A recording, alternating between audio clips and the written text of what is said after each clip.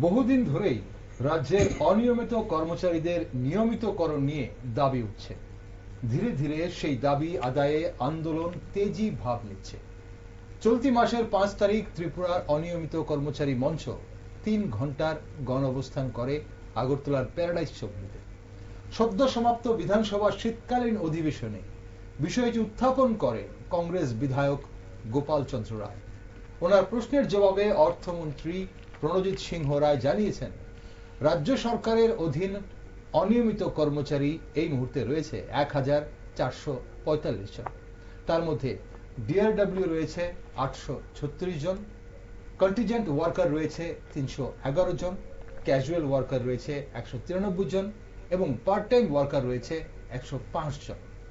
এছাড়া অনিয়মিত কর্মচারীদের নিয়মিতকরণ নিয়ে রাজ্য সরকারের কোনো পরিকল্পনা আছে কিনা তা জানতে চাওয়া হলে মন্ত্রী প্রণজিৎ সিংহ রায় বলেন, অর্থ দপ্তরের পোর্টালে সংগ্রহীত তথ্য পর্যালোচনা করে নতুন নিয়োগ নীতির সাথে সামঞ্জস্যতার কথা মাথায় রেখে অনিয়মিত কর্মচারীদের নিয়মিত করার বিষয়ে সিদ্ধান্ত নেওয়া হবে। তবে তা কবে নাগাদ বাস্তবায়িত হতে পারে তা নিয়ে কোনো ইঙ্গিত দেননি অর্থমন্ত্রী। এখন প্রশ্ন হচ্ছে, কেমন আছে রাজ্যের অনিয়মিত কর্মচারীরা? তাদের নিয়মিত করার দাবি কতটা যুক্তিযুক্ত? কেন তাদের নিয়মিত করা যাচ্ছে না? 10, 15, 17 বছর বা তার অধিক সময় চাকুরি করছেন এমন অনিয়মিত কর্মচারীরা হোক কিংবা যারা অনিয়মিত অবস্থায় অবসরে গেছেন, তাদের দাবিগুলো কি? সেই দাবিগুলো পূরণ করা সরকারের জন্য কতটা সম্ভব? একটু গভীরে এবং বিস্তারিত আলোচনা প্রয়োজন রয়েছে। নমস্কার, আমি দীপেন আর আপনারা দেখছেন নিউজ ভ্যানগার্ড। রাজ্যে অনিয়মিত কর্মচারীদের নিয়মিতকরণের দাবি এবং তার নানান দিক নিয়ে আলোচনা করার জন্য আজ আমার সাথে রয়েছেন রাজ্যের বিশিষ্ট সমাজকর্মী মৃন্ময় চক্রবর্তী, নমস্কার, এবং স্বাস্থ্য দপ্তরের অনিয়মিত কর্মচারী রতন দেবনাথ। নমস্কার, স্বাগত দুজনকেই।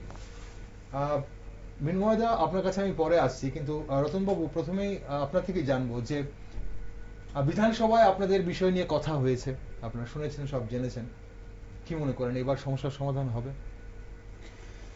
প্রথমে আমি নিউজ ভ্যানগার্ডকে অসংখ্য ধন্যবাদ এবং অভিনন্দন জ্ঞাপন করছি এই অনিয়মিত কর্মচারীদের নিয়ে আজকের এই অনুষ্ঠান করার জন্য। বিগত যে বিধানসভা অধিবেশন হয়েছে, অধিবেশনের শেষ দিনে অনিয়মিত কর্মচারীদের নিয়ে আলোচনা হয়েছে। মাননীয় বিধায়ক গোপাল চন্দ্র রায় কয়েকটি প্রশ্ন রাজ্য সরকারের নিকট তুলে ধরেছেন। সেই বিষয়ে মাননীয় অর্থমন্ত্রী এখানে 1445 জনের যে অনিয়মিত কর্মচারী রয়েছে যে তথ্য দিয়েছেন, সেই তথ্যে আমার মনে হয় এটা পরিপূর্ণ তথ্য নয়। আচ্ছা, তথ্য নয়, কেননা দুই একটি ডিপার্টমেন্টে যে অনিয়মিত কর্মচারী রয়েছে আমার জানা মতো, সেই ডিপার্টমেন্টগুলিতে মোটামুটি প্রায় 1500-এর মতন হবে আমি আমার যে ক্যালকুলেশনে জানা মতো। কোন কোন ডিপার্টমেন্ট? এখানে হেলথ ডিপার্টমেন্টে আছে, হেলথ ডিপার্টমেন্টে রয়েছে প্রায় 1000-1000-এর মতন অনিয়মিত কর্মচারী। এখানে ক্যাজুয়াল রয়েছে 276 জন ক্যাজুয়াল কর্মী ছিল প্রথমে। আচ্ছা, এর মধ্যে 50 থেকে 60 জন অনিয়মিত কর্মচারী অবসরে চলে গেছে এবং কিছু সংখ্যক চাকরিরত অবস্থায় তারা মারা গিয়েছে। আচ্ছা, এর মধ্যে ডিআরডব্লিউ কর্মচারী রয়েছে 415 জনের মতন এবং অন্যান্য ডিআরবি কর্মী 415 জন এবং ডিআরডব্লিউ কর্মী রয়েছে প্রায় 260 থেকে 70 জনের মতন। আচ্ছা, সর্বমোট প্রায় 1000 প্লাস কর্মচারী এখানে আছে, শুধু হেলথ ডিপার্টমেন্টেই রয়েছে। ওকে, তাহলে আপনাদের তথ্য অনুযায়ী বা আপনাদের জানা অনুযায়ী কতজন আছেন এখানে, মানে রাজ্যে কতজন অনিয়মিত কর্মচারী রয়েছে? আমরা বিভিন্ন ডিপার্টমেন্টে মোটামুটি খোঁজ খবর নিয়ে জানার চেষ্টা করছি টোটাল সংখ্যাটা কত হবে। এখনো আমাদের কাছে পুরোপুরি সংখ্যাটা আসেনি। আশা করি কিছুদিনের মধ্যে আমাদের কাছে সেই সংখ্যাটা আসবে।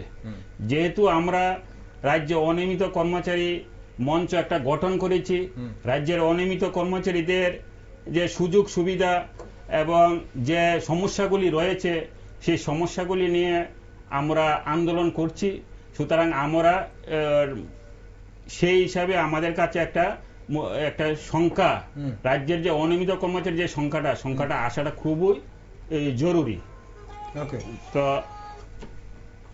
আমরা চেষ্টা করছি সেই সংখ্যাটা আসবে। তো আশা করি সংখ্যাটা অনেক বেশি হবে।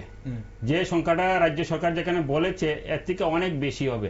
কেননা বর্তমানে রাজ্য সরকারের যে অর্থ দপ্তরের একটা পোর্টাল দিয়েছে, রাজ্যের যতগুলি ডিপার্টমেন্টের অফিস আছে সেই অফিসের নিকট তারা সে একটা তথ্য চেয়েছে যে রাজ্যে অনিয়মিত কর্মচারী যেসব অফিসে রয়েছে তাদের সংখ্যাটা কত এবং কে কি ক্যাটাগরি রয়েছে।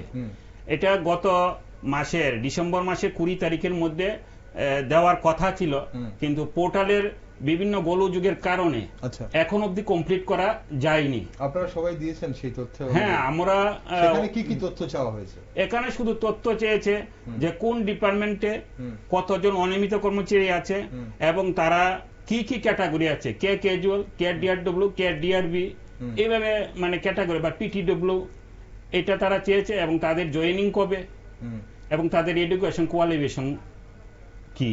আচ্ছা, এই তথ্য তারা চেয়েছে। এই ধরনের তথ্য চেয়েছেন? হ্যাঁ। ওকে, এখানে বলা হয়েছে যে উক্ত পোর্টালের মাধ্যমে ইতিমধ্যেই 1680 জন অনিয়মিত কর্মচারী তথ্য সংগ্রহ করা হয়ে গেছে। হ্যাঁ, এখানে যে আমরা অধিবেশন চলাকালীন অবধি 1445 জনের, আমার মনে হয় সম্ভবত 1445 জনের সেখানে পোর্টালে তথ্য ছিল। তার জন্য এখনো প্রসেসিং চলছে, আর যদিও কমপ্লিট হয়নি। ওকে, আসবো আপনার কাছে।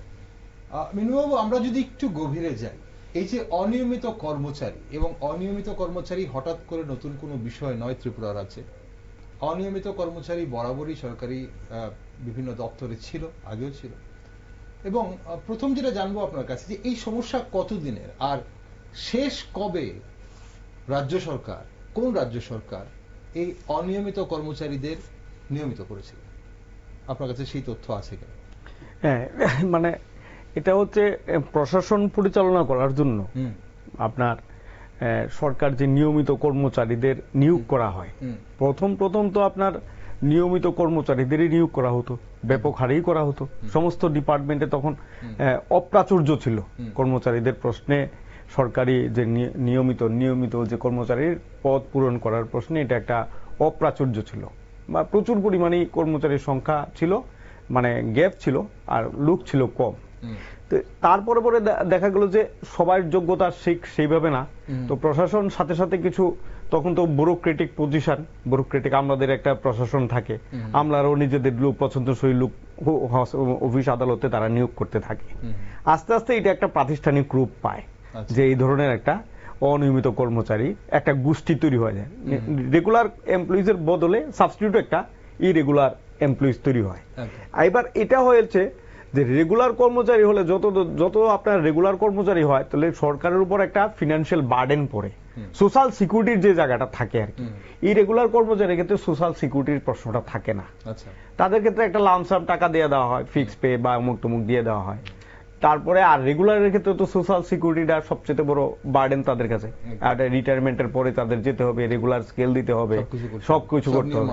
তখন সরকারও দেখলো যে এটাকে যদি আমি আমার অ্যাডমিনিস্ট্রেশনে অ্যাডপ্ট করে নিতে পারি, এটা একটা আমার ভালো উপায়, বার্ডেনটা কমছে। কারণ আপনি দেখবেন সবকিছুর সাথেই কিন্তু আপনার ভারতবর্ষের যে অর্থনৈতিক পলিসি সেটা কার্যকরী থাকে, সেটার সাথে ওতপ্রোতভাবে যুক্ত থাকে আর কি। লিবারালাইজেশন, গ্লোবালাইজেশন, প্রাইভেটাইজেশন, এই লিঙ্ক থাকে এসবের সাথে। যত বেশি প্রাইভেটাইজ করা যায়, যত বেশি আপনার সরকারি কোষাগার থেকে তাদেরকে দূরে রাখা যায় তত ভালো।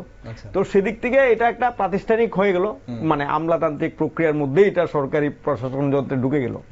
এখন এটাকে দেখা গেল যে যখন আপনার একটা লেফট গভর্নমেন্ট যখন দেখলো যে তারা 25 বছর বা এর আগে 10 বছরে তারা শাসনে তারা দেখলো যে এই ধরনের এটা তো একটা স্ফীত আকার হয়ে যাচ্ছে, তাদের মধ্যেকার লোকেদের মধ্যে এটা একটা আন্দোলনের বা একটা ক্ষোভের জন্ম নিচ্ছে, তখন গভর্নমেন্ট অলরেডি ধরুন 5-এ একবার একটা এই ধরনের সার্কুলার জারি করলো, যাতে 19 বছর 17 বছর যদি চাকরি করে তারা, তাহলে তাদেরকে আপনার রেগুলার করা যেতে পারে।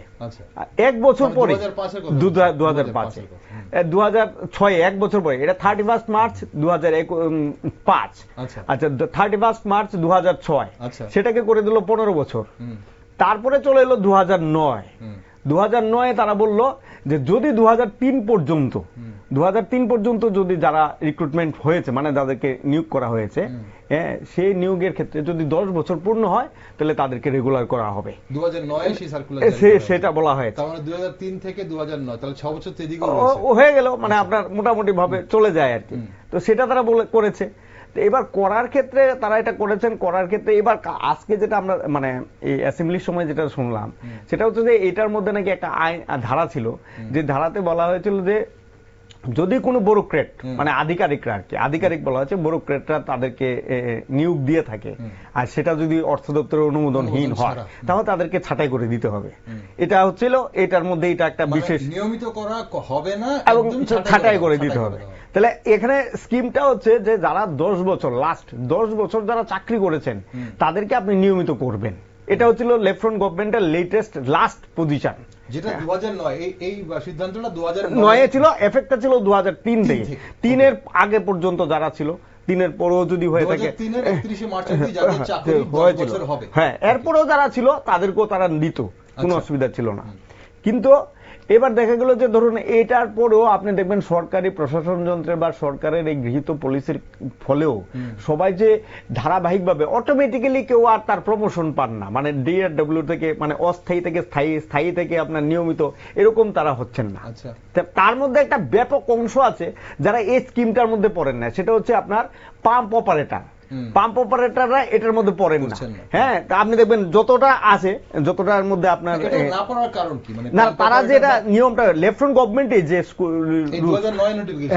নোটিফিকেশনের যেটা ছিল সেটা ছিল ডিআরডব্লিউ ক্যাজুয়াল কন্টিনজেন্ট ওয়ার্কার, তাদেরই কথা বলা হয়েছিল, কিন্তু পাম্প অপারেটরের কথা বলা নেই আমি যতটুকু দেখেছি। তো হতে পারে, কিন্তু এটা একটা বিশাল সংখ্যক। আপনি পঞ্চায়েত স্তরে কোন, শহরে কোন, পাম্প অপারেটর তো বিশাল, ঠিক না? আমরা আজকে এখানে একটা টক শো করছি, কিন্তু বেদনাদায়ক ঘটনা হচ্ছে এর মধ্যে আমাদের আন্দোলন চলাকালীন সময়ে 2-1 দিনের মধ্যে 3 জন পাম্প অপারেটর তার মানে মৃত্যুবরণ করেছে, মানে আর্থিক সংকটের কারণে। 7,500 টাকা তাদের পায়, চলে না, আর্থিকভাবে নিদারুণ কষ্টের মধ্যে থেকে তারা, আমি তাদের মানে তাদের প্রতি গভীর শ্রদ্ধাই জ্ঞাপন করছি এই স্টুডিওর পক্ষ থেকে আর কি, এই টকশোর পক্ষ থেকে।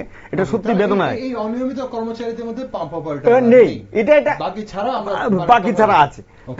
তাদের কত তো তারাও ইরেগুলার। আমরা যেটা বলি অনিয়মিত কর্মচারী মঞ্চ, এই পাম্প অপারেটর ব্যাপারটাও কিন্তু আমরা অ্যাড্রেস করি। এটার মধ্যে শুধু তারা আছে তারা না, ডিআরডব্লিউ ক্যাজুয়াল বা কন্টিনজেন্ট ব্যাপার না, পাম্প অপারেটররাও এটার মধ্যে শামিল। আমরা তাহলে আসি 2009 সালের সেই নোটিফিকেশন বামফ্রন্ট আমলের, যেখানে বলা হয়েছিল যে 2003 সালের 31 মার্চ অবধি যাদের 10 বছর হবে তাদেরকে নিয়মিত করা হবে। হ্যাঁ, আগে ছিল 17, তারপরে 15, তারপরে 10। ওকে, 17, 15, 10, কিন্তু সেটাই লাস্ট নোটিফিকেশন।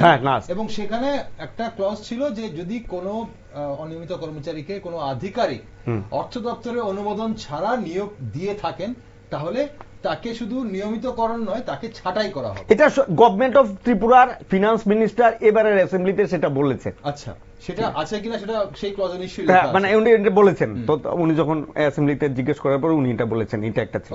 আর তারা যেটা বলেছেন অ্যাসেম্বলির মধ্যে, বা সেটা তারা বলেছেন যে আমরা শুধুমাত্র যে ইমব্যালেন্স যেটা আছে, হ্যাঁ, সেই ইমব্যালেন্সটাকে আমরা বন্ধ করার জন্য 2018 আগস্ট মাসে আমরা এই মানে নোটিফিকেশনটা বাতিল করেছি। আগস্টের 31 জুলাই আমরা এই নোটিফিকেশনটা বাতিল করেছি। মানে ইমব্যালেন্স একটা আছে। কি বাতিল করা হয়েছে? সেই 2009 সালের নোটিফিকেশন 13 থেকে যে বাতিল করা, মানে আপনি রেগুলার করবেন যাতে স্বচ্ছ নিয়োগ নীতির মাধ্যমে তাদেরকে মানে রেগুলার করা হয়। কিন্তু তার আগে মিনময় আরেকটা বিষয় রয়েছে, নতুন বাবু আপনিও যদি জানেন তাহলে তথ্যটা দেবেন। 2009 সালে সেই নোটিফিকেশন 2009 সাল থেকে শুরু করে 2025-এ দাঁড়িয়ে রয়েছে আমরা এই মুহূর্তে, বা 2024 অবধি তাহলে কি এতদিন 10 বছর যাদের চাকরি হয়েছে তাদেরকে কি দেওয়া হয়েছে? হ্যাঁ, কিছু কিছু ধরেন চাকরি হয়েছে, কিছু কিছু ধরেন প্রমোশন তারা পেয়েছে, কিছু কিছু মানে কোর্টের মাধ্যমে লড়াই করে তারা পেয়েছে। আচ্ছা, এবার হয়েছে কি, যখন গভর্নমেন্ট 2018 সালে এটাকে বাতিল করে দিল, নোটিফিকেশনটা মানে স্কিমটা বন্ধ করে দিল, তখন দেখা গেল যে এটা আর কোর্টে চলে না। যেহেতু গভর্নমেন্ট নোটিফিকেশনটা স্কিমটা বাতিল করেছিল, কোর্টে মামলা করে তাদের পক্ষে আর হচ্ছে না, কোর্টে আর যাওয়া যাচ্ছে না। তার মানে এটা ক্লোজ, এখানে আপনি আটকে দেওয়া হলো যে আপনি এই জায়গাতে আছেন, এই জায়গাতেই থাকবেন, আপনারটা রেগুলার হবেন যতক্ষণ পর্যন্ত না গভর্নমেন্ট অফ ত্রিপুরা বা নতুন স্কিম চালু করে। তো গভর্নমেন্ট অফ ইন্ডিয়া ত্রিপুরা তো ধরুন 2018 সালে অ্যাসেম্বলির মধ্যেও বলেছেন ফিনান্স মিনিস্টার যে আমরা একটা সুষ্ঠু নিয়োগ নীতির মাধ্যমে তাদেরকে অ্যাডজাস্ট করার চেষ্টা করব, নিয়মিত করার জন্য আমরা চেষ্টা করব। কিন্তু 6 বছর 7 বছর তো হয়ে গেল, আপনি সেটা বাতিল করেছেন, সেটা হয়নি। বা উনি এখানে একটা প্রশ্ন করেছেন, রেখেছেন যে 2003 থেকে 2013 পর্যন্ত, 2018 পর্যন্ত তো বামফ্রন্ট সরকার ছিল, তাহলে বামফ্রন্ট সরকার এই সময় যারা 10 বছর হয়েছে তাদের কেন রেগুলার করেন? 2013 অবধি তার 10 বছর হয়ে গেছে, 2003 থেকে আমি বললাম হ্যাঁ 18 পর্যন্ত ছিল, তাহলে তাদেরকে কেন রেগুলার করে? আমি বলছি যে বামফ্রন্ট সরকার তাদেরকে রেগুলার করেনি বলেই তো এই অনিয়মিত কর্মচারীদের একটা অংশ সরকারটাকে পাল্টে দিল, সরকার পরিবর্তনে তারা ভোট দিল। ভোট দেয়নি এইসব বলাটা না, তারা তো চেয়েছে যে সরকার আমার পক্ষে কথা বলে না, সেই সরকারের বিরুদ্ধেই তারা রায়দান দিয়েছে। আপনারা সরকারে এসেছেন, আপনাদের নির্বাচনী ইস্তাহারে এটা ছিল যে নিয়মিত অনিয়মিতদের আমরা নিয়মিত করব। তাহলে আপনারা 18তে যদি সেটা বাতিল করে থাকেন, তো আজকে 6 বছর হয়ে গেল আপনারা একটা নিয়োগ নীতি তাদের জন্য একটা স্কিম চালু করতে পারলেন না। আপনি সেই দায়টা লেফট ফ্রন্টের ঘাড়ে দায়টা চাপিয়ে দিয়ে আপনি কিন্তু ভোটটা নিলেন, ভোটটা কিন্তু আপনি নিলেন, ভোটটা নিয়ে ক্ষমতায় এসে তাদের স্কিমটা বন্ধ করে দিলেন। স্কিম বন্ধ করা হয়েছে, সরকার তো এটা কি সরকার বলেছে যে না তাদেরকে আর অনিয়মিত মানে নিয়মিত যারা রয়েছেন তাদেরকে নিয়মিত করা হবে না? 6 বছরে আমরা কোন স্কিম দেখলাম না। তাদেরকে চাকরি থেকে এত ট্রান্সপারেন্ট যদি না হয়, গভর্নমেন্ট অফ ত্রিপুরা যদি ট্রান্সপারেন্ট না হয়, মানে একটা এই ধরনের একটা বিশাল সমস্যা, যে সমস্যাটাকে আপনি আপনার নির্বাচনী ইস্যুর মধ্যে রাখলেন, অ্যাড্রেস করলেন যে অনিয়মিত কর্মচারীদের আমি নিয়মিত করব, 6 বছর হয়ে গেল, অর্ডারটা বাতিল করতে দেরি হলো না, কিন্তু মার্চ মাসে ক্ষমতায় এলেন আর জুলাই মাসে আপনি বাতিল করে দিলেন, কিন্তু 6 বছর হয়ে গেল আপনি কিন্তু নতুন কোন স্কিম নিলেন না।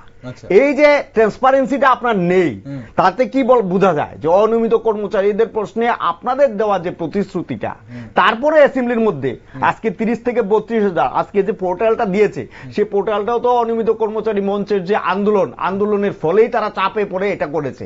কারণ আমরা 4 তারিখে একটা কনভেনশন করেছি, 15 তারিখে কনভেনশন করেছি, আবার আমরা মার্চের 4 তারিখে আমরা রাস্তায় নেমে করলাম। আমরা যখন চিফ সেক্রেটারির কাছে চিঠি দিলাম, তখন চিফ সেক্রেটারি অফিস থেকে আমাদের জিজ্ঞেস করা হলো যে আমরা কোনো একজন গিয়ে ওনাদের সাথে দেখা করতে পারি কিনা, যে এই প্রশ্নে তাদের সাথে কথা বলার জন্য। আমরা যখন রিপ্রেজেন্টেটিভ চাইলাম, তখন আর রাজি হলেন। তার মানে কি গভর্নমেন্ট এটা যে পোর্টালটা চালু করেছে আমাদের মুভমেন্টের ফলেই। মানে আসবো গভর্নমেন্ট কি করেছে এবং কি করতে চলেছেন আপনারা সেই বিষয়টি বিস্তারিত জানবো। কিন্তু তার আগে আরো যারা এই মুহূর্তে আমাদের সঙ্গে দর্শক বন্ধুরা রয়েছেন, যারা হয়তো অনিয়মিত কর্মচারী নন, আপনারা হয়তো কর্মচারী কিংবা এমনিতেই সাধারণ নাগরিক রাজ্যের, আপনাদেরও জানার প্রয়োজন রয়েছে যে অনিয়মিত কর্মচারী বিভিন্ন অফিসে গেলে, বিভিন্ন ডিপার্টমেন্টে গেলে, আমরা যখন সরকারি অফিসে যাই তখন কিন্তু আমরা দেখি কর্মচারী আঙুল তোলা হয়, কর্মচারীরা কাজ করছেন না। কিন্তু সেখানে নিয়মিত কর্মচারী, অনিয়মিত কর্মচারী, অনেক ধরনের কর্মচারীরাই থাকেন। কি হালে তাদের জীবন যাপন হয়, কিভাবে জীবন কাটান এবং কি ধরনের দাবি নিয়ে তারা রোজ কাজে যোগদান করেন। এটার মধ্যে একটা বিষয় দেখেন যে এখন সারা ত্রিপুরা রাজ্যে রেগুলার যে মানে কর্মচারীর যে পদ আর কি, বিভিন্ন যে পোস্ট কিন্তু প্রচুর খালি, আর সেই কাজগুলি করানো হচ্ছে এই ধরনের অনিয়মিত কর্মচারীদের। ঠিক, আমরা কাজের কথায় আসবো। আমি একটু রতন বাবুর কাছে আপনার জানবো। রতন বাবু, আপনাদের দাবিগুলো কি কি, মানে নিয়মিতকরণ ছাড়া আর কি কি দাবি আছে? আমরা আপনাদের বিভিন্ন যখন আপনারা কর্মসূচি করেন সেখানে অনেকগুলো দাবির কথা উঠে আসে,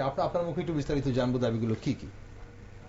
আমাদের মূল দাবি 2018 সনের জুলাই মাসের 31 তারিখ যে নিয়মিতকরণের যে রুলস রেগুলেশন ছিল, যেটা বন্ধ করে দিয়েছে, আমরা প্রথমেই চাইছি যে এই যে নিয়মটা উইথড্র করার জন্য, মানে 31 জুলাই 2018 যে সার্কুলার সেটাকে প্রত্যাহারের দাবি করছেন। প্রত্যাহার যদি করে নেয়, তাহলে যে সকল অনিয়মিত কর্মচারী রয়েছে যাদের 10 বছর বা 10 বছরের উপর হয়ে গেছে, তাদেরকে নিয়মিত করতে পারবে সরকার, বা তারা হয়ে যাবে।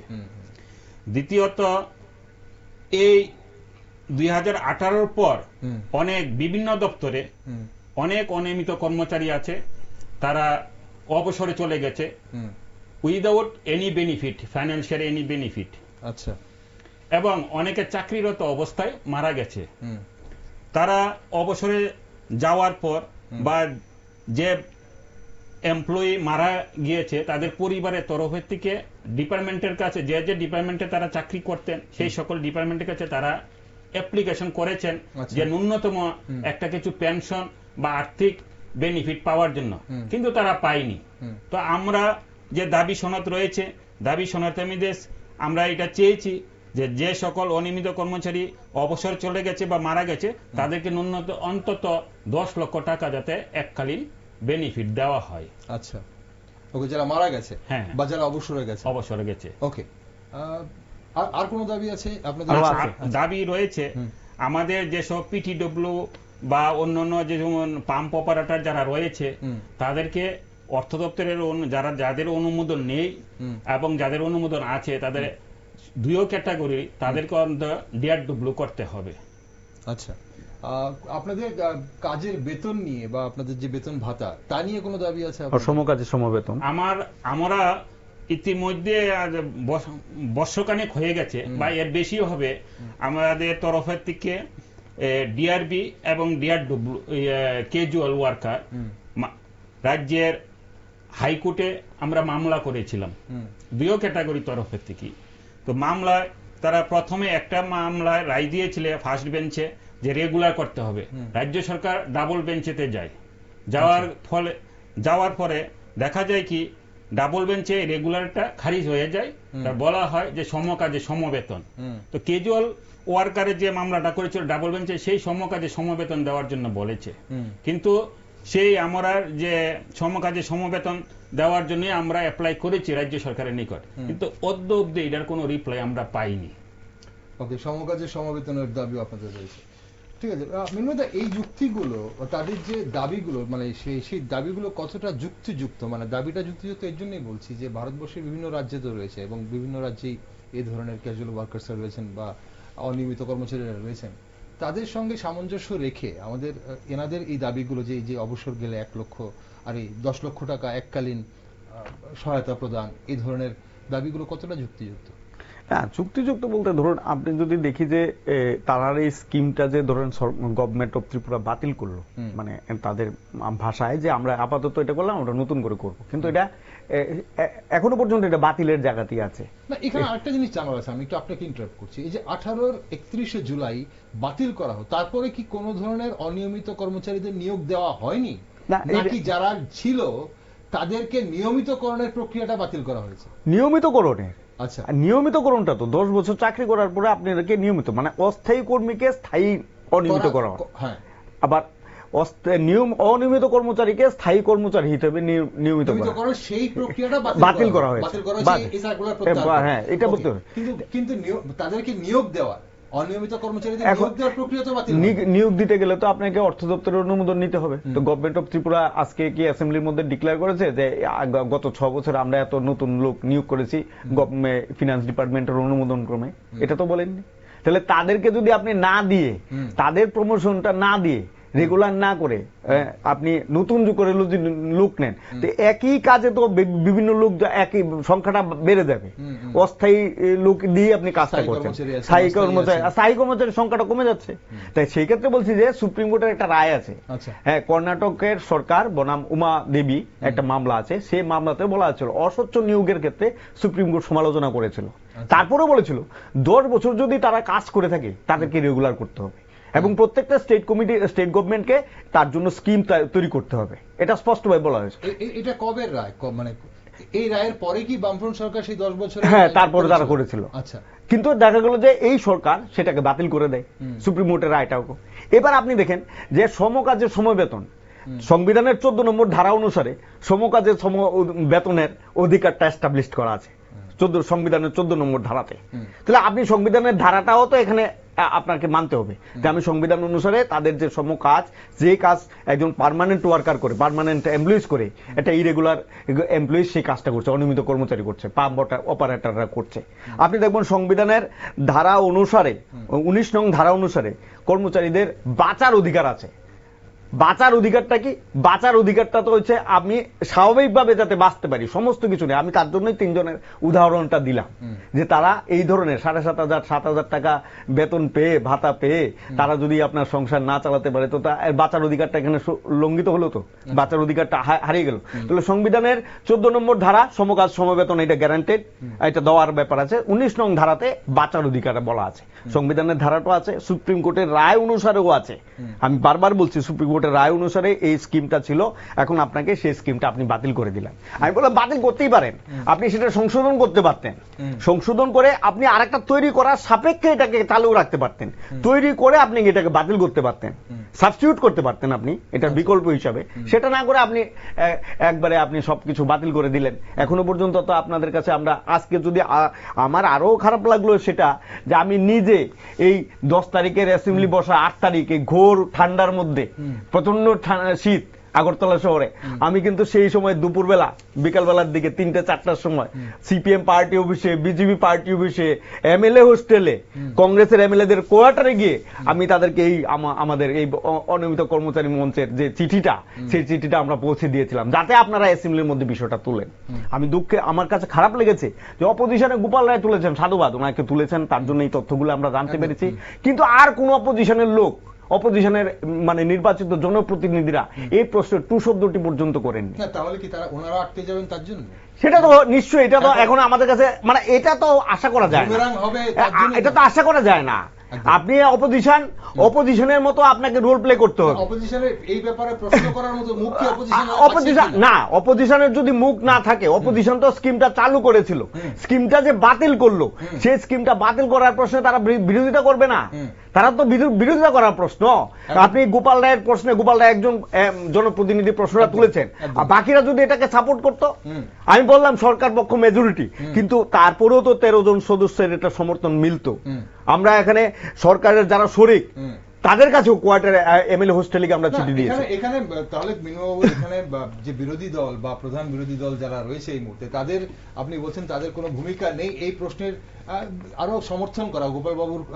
হ্যাঁ, আরো দৃঢ়তার সাথে। কেন কেঁচো করতে কেউটে বেরিয়ে আসতে হয়তো? কেন? আরে কেঁচো করতে আপনি তো স্কিমটা তৈরি করেছিল, মানে তারা তো স্কিমটা তৈরি করেই তো তাদের খালাস। বাকি তারা কি সম্পূর্ণভাবে স্কিমের যে নিয়ম নীতি ছিল সেগুলো কি? আমি বলি স্কিমটা বাতিল করেছে, স্কিমটাকে চালু করার কথাটা তো বলতে পারতো তো, কারণ এমএলএদের, মন্ত্রী মিনিস্টার এমএলএদের পেনশন বেড়েছে, ভাতা বেড়েছে, সেটার জন্য তো কোনো বিরোধিতার জায়গা থাকলো না। কিন্তু তাদেরকে এটা যদি আপনি করতেন, আমি তার জন্যই বলেছি কমিটেড এক্সপেন্ডিচার হয়ে যেত। অর্থ কমিশন আসলে এটা আপনি যদি দিয়ে দিতেন, কমিটেড এক্সপেন্ডিচার তো সরকার, গভর্নমেন্ট অফ ইন্ডিয়া টাকাটা দিত, গভর্নমেন্ট অফ ত্রিপুরার কেন, সব টাকাই তো গভর্নমেন্ট অফ ইন্ডিয়া, আমাদের জনগণের ট্যাক্সেরই টাকা, তাতে কি অসুবিধা ছিল? আপনাদের টাকাও সরকারি টাকায়, জনগণের ট্যাক্সের টাকায় আছে, কমিটেড এক্সপেন্ডিচারে এটাও দিতে পারতো। এদিক থেকে বলছি, তাদের যে দাবিগুলোর মধ্যে যে আংশিক সময়ের কর্মচারী যারা কাজ করছেন তাদেরকেও অনিয়মিত, স্থায়ী অনিয়মিতকরণের যে স্বীকৃতি, সেটাও এই সরকার দিচ্ছে না, পার্ট টাইম দিচ্ছে না। নিয়মিতকরণের যে স্কিমটা ছিল সেই স্কিমটা তাদেরকে চালু করতে হবে। এই যে স্কিমটা যদি আপনি চালু করেন তাহলে তো অসুবিধা নেই। কর্মচারীরা যারা অনিয়মিত কর্মচারী আছে, যারা পাম্প অপারেটরকে এটার মধ্যে ইনক্লুড করে দিতে হবে, যে যাদেরকে আপনারা ইনক্লুড করছেন না, সেই পাম্প অপারেটরের একটা বিশাল অংশ মানে পঞ্চায়েতে আছে, কৃষি দপ্তরে আছে, আরবান এলাকায় আছে, সমস্ত ডিপার্টমেন্টে তারা আছে। হ্যাঁ, পাম্প অপারেটর ছাড়া আপনি জল পাবেন না, কৃষি কাজ হবে না, সেচের জল আপনি পাবেন না। গ্রামীণ এলাকায় তো তাদের সব দিক থেকে বাড়ি ঘরের জলে চলতে পারে না, কারেন্টের ব্যাপার আছে। বর্ষা, এই যে বন্যার সময় তাদের উপরেই সবচেয়ে বেশি, হ্যাঁ তাদের উপরেই তো আক্রমণটা হয়েছে সবচেয়ে বেশি। জল নেই, কারেন্টের দুরবস্থা, অনেক লোকের অসুবিধা হয়েছে, তো তাদেরকেও এটার মধ্যে ইনক্লুড করে দিতে হবে। তারা, আমরা কিন্তু তাদেরকেও অ্যাড্রেস করি অনিয়মিত কর্মচারীর মঞ্চ থেকে। আমরা যখনই ডিএ বাড়ে, দর্শক বন্ধুরা, প্রচলিত রয়েছে, বাজারে কথা হয় সরকারি কর্মচারীদের ডিএ বেড়েছে, সবকিছুর দাম বেড়ে যাবে। একটু চলুন এবার জানি, অনিয়মিত কর্মচারী এখানে রয়েছেন আমাদের সঙ্গে, রতনবাবু রয়েছেন। রতনবাবু, আপনাদের কি কি সুযোগ সুবিধা আপনারা পান অনিয়মিত কর্মচারী হিসেবে? আপনারা বেতন ভাতা ছাড়া আর কি ধরনের সুযোগ সুবিধা পান?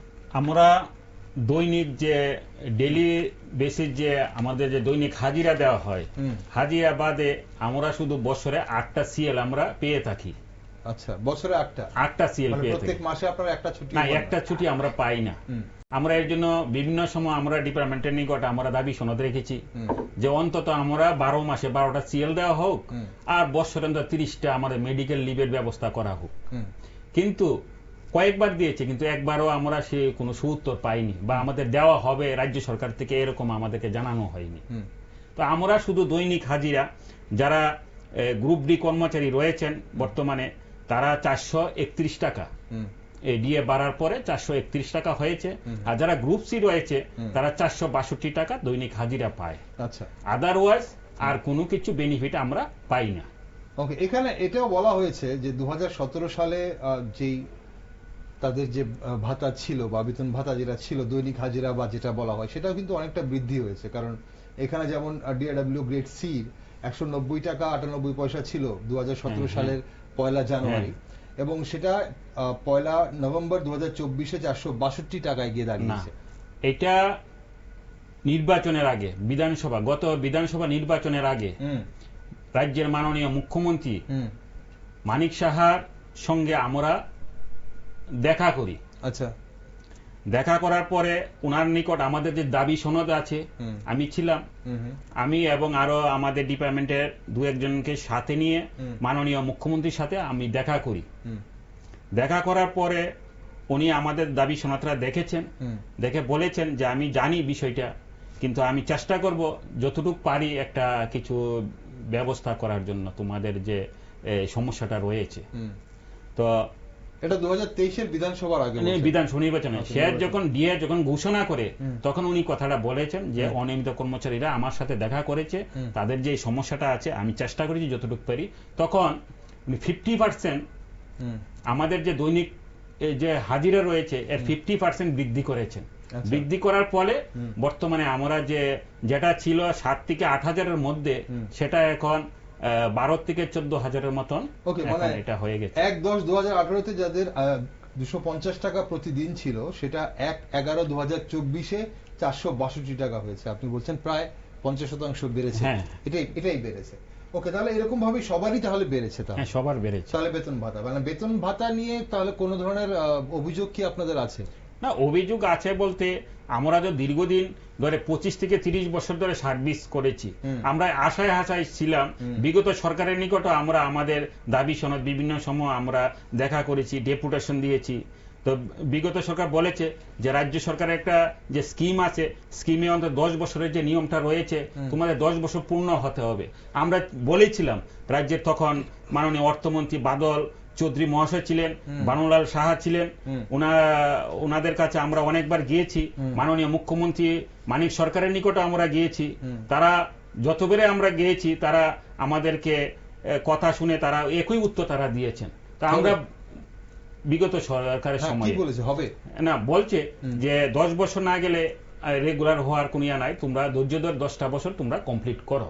আচ্ছা, আমরা চেয়েছিলাম যে 5 বছর না হোক অন্তত 7 বছর যারা কমপ্লিট হয়েছে তাদেরকে করার ব্যবস্থা করতে, কিন্তু আমরা সেটা আমরা পাইনি। বিনিময়দা 2007 সাল থেকে 2011 সালের মধ্যে যেটা যতটুকু জানা যায়, যদিও এটা তথ্য একদম সঠিক তথ্য নাও হতে পারে, এখানে প্রায় 2100 কাছাকাছি অনিয়মিত কর্মচারীদের নিয়মিত করা হয়েছিল শেষবারের মতো, এবং সেখানে এমনও অনিয়মিত কর্মচারীদের নিয়মিত করা হয়েছিল যাদের চাকরি জীবনে 28 বছর হয়ে গেছে।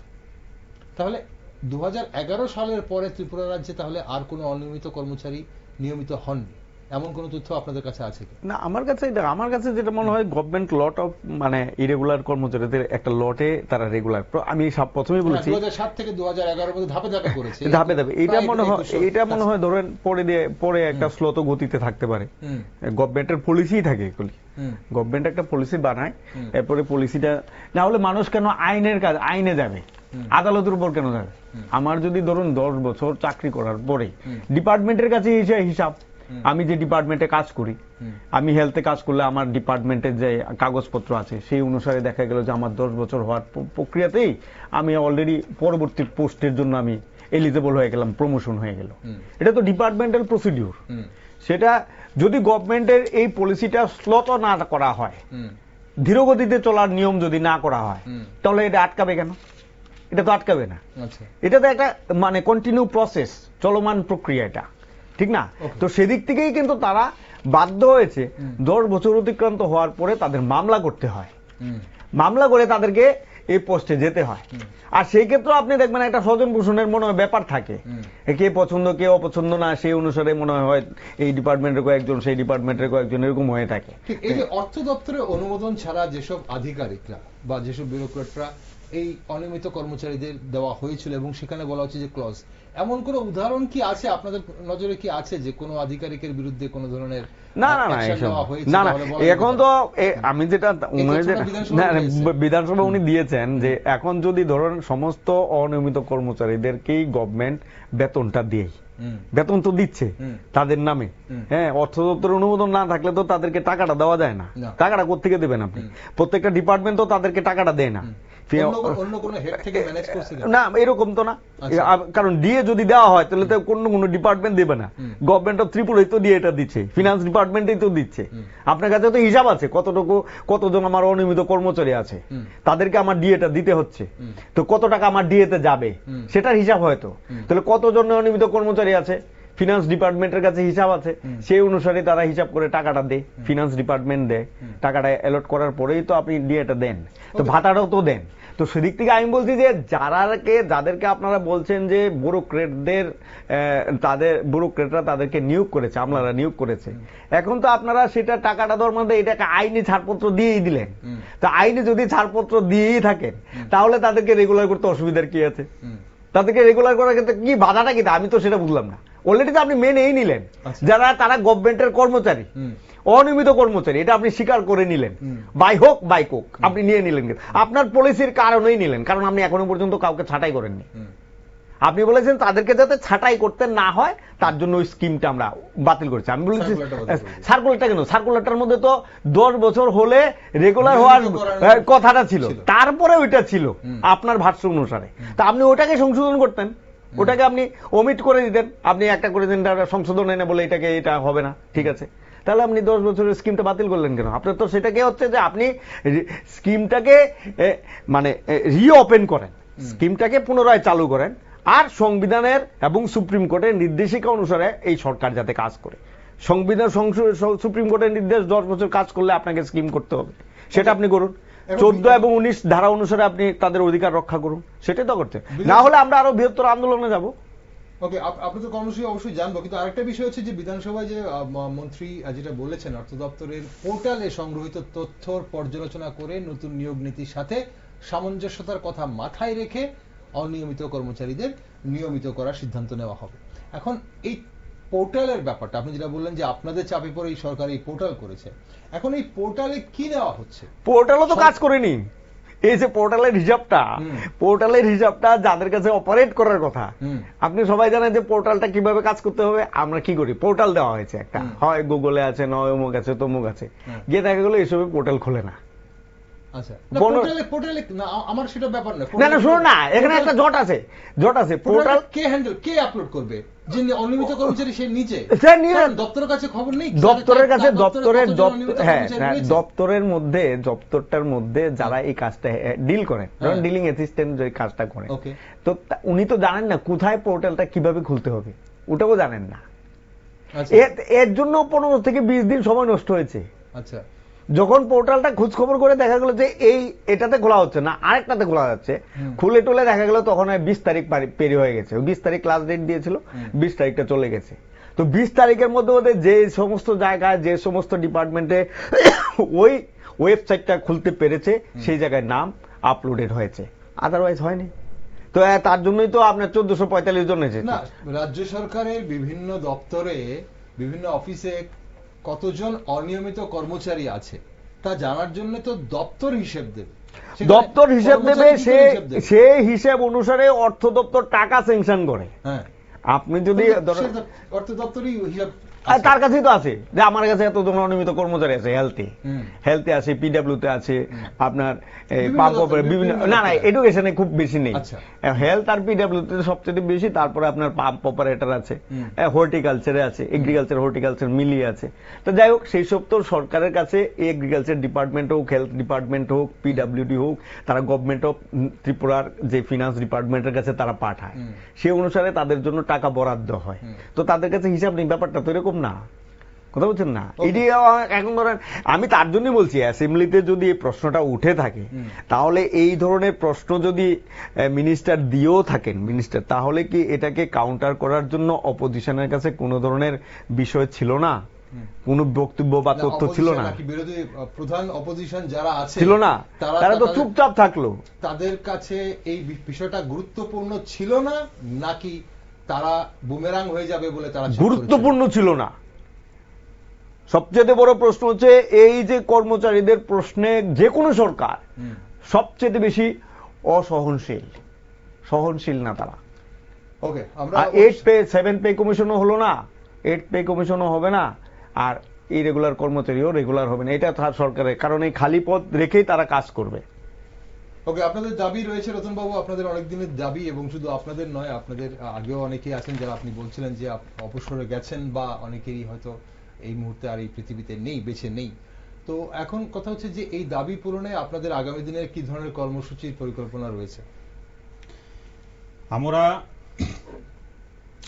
গত 4 তারিখ আমরা এই একটা কর্মসূচি নিয়েছিলাম, গণ অবস্থানে 3 ঘন্টার গণ অবস্থানে প্যারাডাইস চুমনি নিয়েছিলাম।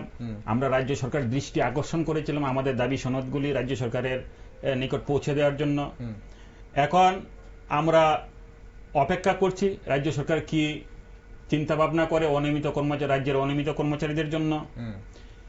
এর মধ্যে আমরা দেখব, যদি কোনো সিদ্ধান্ত না নেয় তবে আমরা বৃহত্তর আন্দোলনে, এমনকি আমরা মহাকরণ অভিযান করতে পারি, শীঘ্রই আমরা করতে পারি। ওকে, মনোজদা কি দেখছেন অদূর ভবিষ্যতে এই সমস্যার সমাধান হওয়ার সম্ভাবনা আছে? আর হ্যাঁ, না মানে আমি কি ধরনের পরিকল্পনা নিচ্ছে? না মানে আমি যেটা মনে করি সেটা হচ্ছে, ধরুন আমাদের মানুষ হচ্ছে, মানে যে কোনো সরকারের কাছে মানুষের আওয়াজটা হচ্ছে প্রধান। মানুষ যদি আওয়াজ তুলতে পারে, রাস্তায় থাকতে পারে, হ্যাঁ, মানুষ তার অধিকার আদায় করতে পারে। লড়াই করার মধ্য দিয়ে আপনাকে অধিকার আদায় করতে হবে। আপনি দেখুন, আগের সরকারের, মানে এই সরকারের আগে যে সরকার ছিল, সরকারের বিরুদ্ধে মানুষের বিভিন্ন ধরনের ক্ষোভ ছিল, তো মানুষ রাস্তায় নেমেছে, সরকার পরিবর্তন করেছে। এখন তারা যদি, এই সরকারও যদি মানুষের প্রতি, এখন সরকার তো, অর্থমন্ত্রী যেভাবে বলছেন যে সরকার তো প্রক্রিয়া শুরু করছে, তাহলে সরকারকে সময় দেওয়ার, এরকম একটা বিষয়ে সময় দেওয়া, ললিপপ দেখিয়ে তো লাভ নেই। বাস্তব অবস্থাটা বুঝতে হবে। 30-32 হাজার কর্মচারী, 1445 বলে লাভ নেই। আপনাকে স্কিমটা চালু করতে হবে, ঠিক না? সুপ্রিম কোর্টের নির্দেশ মানতে হবে, এবং সংবিধানের 14 এবং 19 নম্বর ধারা মানতে হবে। সেই অনুসারে আপনাকে কাজটা করতে হবে, না হলে মানুষ রাস্তায় থাকবে, আন্দোলন করবে, লড়াই করে আমরা হক আদায় করব। এটা পৃথিবীর কোন শাসক শ্রেণীর, কোন সরকারের পক্ষে সম্ভব হয়নি কোন আন্দোলনকে দমিয়ে রাখা, তাদের অধিকার থেকে বঞ্চিত করা। তাই আমি সেটা বলছি, আজকে এই প্ল্যাটফর্ম থেকে বলছি, এই মঞ্চ থেকে, যে মানুষের অধিকার আদায়ের জন্য আমরা রাস্তায় থাকবো, রাস্তায় লড়াই করে আমরা তাদের অধিকার আদায় করব। অসংখ্য ধন্যবাদ সঙ্গে থাকার জন্য রতন বাবু, আপনাকেও ধন্যবাদ। নমস্কার। নমস্কার। দর্শক বন্ধুরা, দিন দিন জোরালো হচ্ছে অনিয়মিত কর্মচারীদের নিয়মিতকরণের দাবি। বিষয়টি গুরুত্ব সহকারে দেখছে সরকার। বিধানসভায় এমনটাই দাবি করেন অর্থমন্ত্রী প্রণজিৎ সিংহ রায়। বামেদের তৈরি নিয়মেই আটকে আছে নিয়মিতকরণের প্রক্রিয়া, এমনটাই বলেছেন মন্ত্রী। অর্থ দপ্তরের পোর্টালে অনিয়মিত কর্মচারীদের তথ্য সংগ্রহের কাজ চলছে। সংগ্রহিত তথ্য পর্যালোচনা করে নতুন নিয়োগ নীতির সাথে সামঞ্জস্যতার কথা মাথায় রেখে অনিয়মিত কর্মচারীদের নিয়মিত করার বিষয়ে সিদ্ধান্ত নেওয়া হবে বলে আশ্বাস দিয়েছেন অর্থমন্ত্রী। এখন কবে নাগাদ সেই তথ্য সংগ্রহের কাজ শেষ হবে এবং কবে সরকার সিদ্ধান্ত নেবে, সেই দিকে তাকিয়ে আছে অনিয়মিত কর্মচারীরা। সেই বিষয়ে খবর রাখছি আমরা, তাই আপনারা চোখ রাখুন শুধুমাত্র নিউজ ভ্যানগার্ডে।